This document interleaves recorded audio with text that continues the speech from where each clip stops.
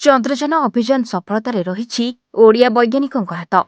ଏହି ସଫଳତା ପଛରେ ରହିଛି ନୟାଗଡ଼ ଓଡଗାଁର ଯୁବ ବୈଜ୍ଞାନିକ ପୀୟୁଷକାନ୍ତ କରଙ୍କର ସଫଳତାର ଭୂମିକା।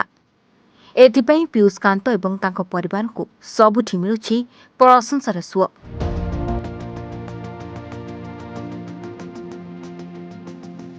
ଚନ୍ଦ୍ରଯାନ 3ର ସଫଳ ଅବତରଣ ପାଇଁ ସାରା ଦେଶ ଏବେ ଉତ୍ସାହିତ ଅଛି। ଏହି ଟିମ୍ରେ କାମ କରୁଥିବା ଓଡ଼ିଆ ବୈଜ୍ଞାନିକମାନଙ୍କ ମଧ୍ୟରେ ରହିଛି ନୟାଗଡ଼ ଜିଲ୍ଲା ଓଡଗାଁ ବ୍ଲକ ସୁନାମୁଇ ଗାଁର ଯୁବ ବୈଜ୍ଞାନିକ ପୀୟୁଷକାନ୍ତି କରଙ୍କର ରହିଛି ଗୁରୁତ୍ୱପୂର୍ଣ୍ଣ ଭୂମିକା। ଏଥିପାଇଁ ପୀୟୁଷକାନ୍ତି ଏବଂ ତାଙ୍କ ପରିବାର ବର୍ଗଙ୍କୁ ମିଳୁଛି ସବୁଠି ଶୁଭେଚ୍ଛା ଓ ଅଭିନନ୍ଦନ। ମିଳିଥିବା ସୂଚନା ଅନୁଯାୟୀ ଚନ୍ଦ୍ରଯାନ 3 ଉତ୍କ୍ଷେପଣ କାର୍ଯ୍ୟରେ ବୈଜ୍ଞାନିକ ପୀୟୁଷକାନ୍ତ କର ରକେଟ୍ M4 ପ୍ରଜ୍ୱଳନ କରି ଆକାଶକୁ ଉତ୍କ୍ଷେପଣ କରିବାରେ ତାଙ୍କର ଥିଲା ପ୍ରମୁଖ ଭୂମିକା। ଚନ୍ଦ୍ରଯାନ ଉତ୍କ୍ଷେପଣରେ ବ୍ୟବହୃତ ହୋଇଥିବା ସମସ୍ତ ଯନ୍ତ୍ରାଂଶର ସଂରକ୍ଷଣ ଏବଂ ପରୀକ୍ଷଣ ସହଯୋଗୀକରଣ ଦାୟିତ୍ୱରେ ରହି 20 ଜଣିଆ ବୈଜ୍ଞାନିକ ଟିମ୍ ମଧ୍ୟରେ ପୀୟୁଷକାନ୍ତଙ୍କ ନେତୃତ୍ୱ ଥିଲା ବେଶ୍ ଗୁରୁତ୍ୱପୂର୍ଣ୍ଣ ଏବଂ ଏହି କ୍ଷେତ୍ରରେ ତାଙ୍କର ଅବଦାନ ଥିଲା ଅତୁଳନୀୟ। ଚନ୍ଦ୍ରଯାନ 3 ଉତ୍କ୍ଷେପଣଠାରୁ ଆରମ୍ଭ କରି ଅବତରଣ ପର୍ଯ୍ୟନ୍ତ 42 ଦିନ ଯାତ୍ରାରେ ଚନ୍ଦ୍ରଯାନକୁ ସଠିକ୍ ନିୟନ୍ତ୍ରଣ କରିବାରେ ତାଙ୍କର ଗୁରୁତ୍ୱପୂର୍ଣ୍ଣ ଭୂମିକା ରହିଥିଲା। ପୀୟୁଷକାନ୍ତଙ୍କ ପିଲାବେଳୁ ଥିଲା ବୈଜ୍ଞାନିକ ହେବାର ଇଚ୍ଛା। ତେବେ ତାଙ୍କ ବାପା ଜଣେ ଅବସରପ୍ରାପ୍ତ ଶିକ୍ଷକ ହୋଇଥିବା ବେଳେ ପୁଅର ଏଭଳି ସଫଳତା ଶୁଣି ବାପା ମା ଖୁସିରେ ଆତ୍ମନିର୍ଭର ହୋଇ ପଡ଼ିଛନ୍ତି। ହେବ ଦେଶ ପାଇଁ କେମିତି ଭଲ କାମ କରିବ ଏବଂ କେମିତି ଏ ବାହାରିବ ସେଇଥିପାଇଁ ଆମେ ଟିକେ ଖୁସି ବହୁତ ମାନେ ଏତେ ଖୁସି ଆଉ ତାର ସୀମା ନଥାଏ। ବହୁତ ଖୁସି ଲାଗେ।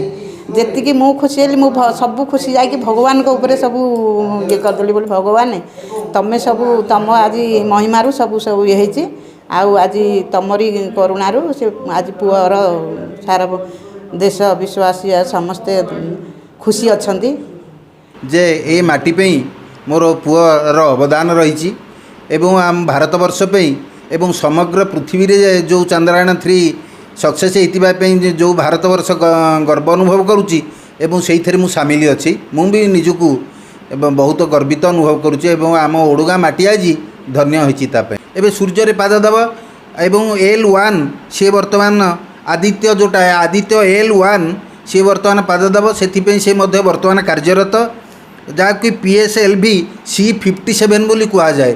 PSLV C11ରୁ ସିଏ ତାର ରକେଟ୍ ଉତ୍କ୍ଷେପଣ ଆରମ୍ଭ କଲାଣି ଯେଉଁଟାକି PSLV C57 ନା PSLV 57 is going to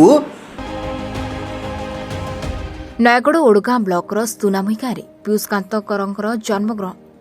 Nayagarh Odagaon ବ୍ଲକର ସୁନାମୁଇ ଗାଁରେ ପୀୟୁଷକାନ୍ତ କରଙ୍କର ଜନ୍ମ ହୋଇଥିଲା। ତେବେ ସେ ଗଞ୍ଜାମ ଜିଲ୍ଲା ଜଗନ୍ନାଥ ପ୍ରସାଦ ମଙ୍ଗରାଜପୁର ହାଇସ୍କୁଲରୁ ମାଟ୍ରିକ୍ ପାସ୍ କରିବା ପରେ ନୟାଗଡ଼ ସ୍ୱୟଂଶାସିତ ମହାବିଦ୍ୟାଳୟରେ ଯୁକ୍ତ 2 ବିଜ୍ଞାନ ପଢ଼ିଥିଲେ। ପରେ ଓଜେଇ ପାଇଁ ସରଙ୍ଗରେ IGITରେ ଅଧ୍ୟାପକ ଭାବେ କାର୍ଯ୍ୟ କରିଥିଲେ।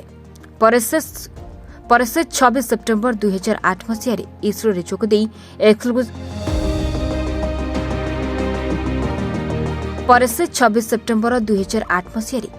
ଯୋଗଦେଇ ଏକ୍ସକ୍ଲୁସିଭ୍ ବିଭାଗର ଅନୁଭାଗ ମୁଖ୍ୟ ଭାବେ କାର୍ଯ୍ୟ କରିଥିଲେ।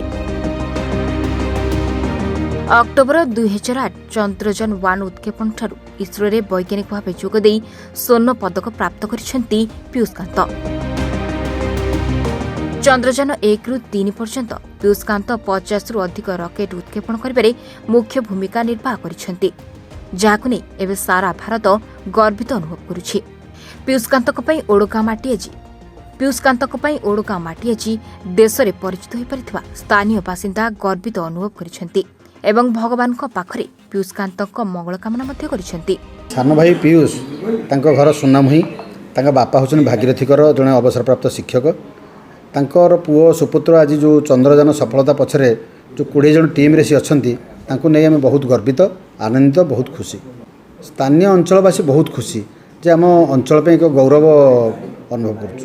ଗର୍ବର କଥା ଯେତେବେଳେ ସାରା ପୃଥିବୀ ଗର୍ବ କରୁଛି ସେ 20 ଜଣ ଟିମ୍ରେ ଆମ ସୁନାମୁହିର ପୁଅଟି ଅଛି ତାଙ୍କ ସାଙ୍ଗରେ ଆମେ ଗର୍ବ ଅନୁଭବ କରୁଛୁ। ପୁରୀ ଗର୍ବ ତାଙ୍କର ସଫଳତା ଯେଉଁ ପହଞ୍ଚିଲେ ଆଉ ସିଏ ବି ସୂର୍ଯ୍ୟଙ୍କ ପାଖରେ ସିଏ ବି ସଫଳତାର ସହିତ ପହଞ୍ଚନ୍ତୁ ଏଥିପାଇଁ ଆମର କାମନା ଏବଂ ଇଚ୍ଛା। ତାଙ୍କର ଯେଉଁ ଚନ୍ଦ୍ରଯାନରେ ପହଞ୍ଚିଲେ ଚନ୍ଦ୍ର ପୃଷ୍ଠରେ ଏବଂ ସୂର୍ଯ୍ୟଙ୍କୁ ଇଏ ନେଇକି ତାଙ୍କର ଗବେଷଣା ଚାଲିଛି ସେଠି ମଧ୍ୟ ପହଞ୍ଚିବେ ଆମର ଏତେ କାମନା ଏବଂ ବହୁତ ଭଲ ପିଲା, ସାମୟିକ ପିଲା, ବହୁତ କମ୍ କଥାବାର୍ତ୍ତା କରନ୍ତି, ମିଳାମିଶା ବହୁତ ଭଲ। ପିୟୁଷଙ୍କ ଭୂମିକା ସିଏ ତାଙ୍କ ଗ୍ରୁପ ଏବଂ ଉତ୍କ୍ଷେପଣରେ ବାରମ୍ବାର ଉତ୍କ୍ଷେପଣ କରିଛନ୍ତି ଏବଂ ପରୀକ୍ଷା ନିରୀକ୍ଷାରେ ତାଙ୍କେ ବହୁତ ଭାଗ ଅଂଶଗ୍ରହଣ ମୁଖ୍ୟ ଭୂମିକା ଗ୍ରହଣ କରିଛନ୍ତି। ଏଇଥର ମଧ୍ୟ ଯେଉଁ ଉତ୍କ୍ଷେପଣ ହେଇଥିଲା ସେ ତାଙ୍କ ଗ୍ରୁପ ମୁଖ୍ୟ ଅଂଶଗ୍ରହଣ କରିଥିଲେ ଏବଂ ସକ୍ସେସ୍ ହେଲେ ଏଇଟା ଆମେ ବହୁତ ଖୁସି ଅନୁଭବ କରୁଛୁ। ଆମର ବି ଆଶୀର୍ବାଦ ରହୁଛି ତାଙ୍କୁ, ସେ ଆହୁରି ଆଗକୁ ଆଗେଇ ଯାଆନ୍ତୁ। ପିଲାଟି ବେଳରୁ ପିୟୁଷକାନ୍ତଙ୍କର ବୈଜ୍ଞାନିକ ହେବା ପାଇଁ ଇଚ୍ଛା ଥିବାବେଳେ ଇସ୍ରୋରେ ବୈଜ୍ଞାନିକ ଭାବେ ଯୋଗଦେଇ ଦେଶ ପାଇଁ ସେ ଏବେ ଗର୍ବ ଆଣିଦେଇଛନ୍ତି। ନୟାଗଡ଼ରୁ ମାନସ କୁମାର ସାହୁଙ୍କ ରିପୋର୍ଟ, ରିପୋର୍ଟର୍ସ ଟୁଡେ।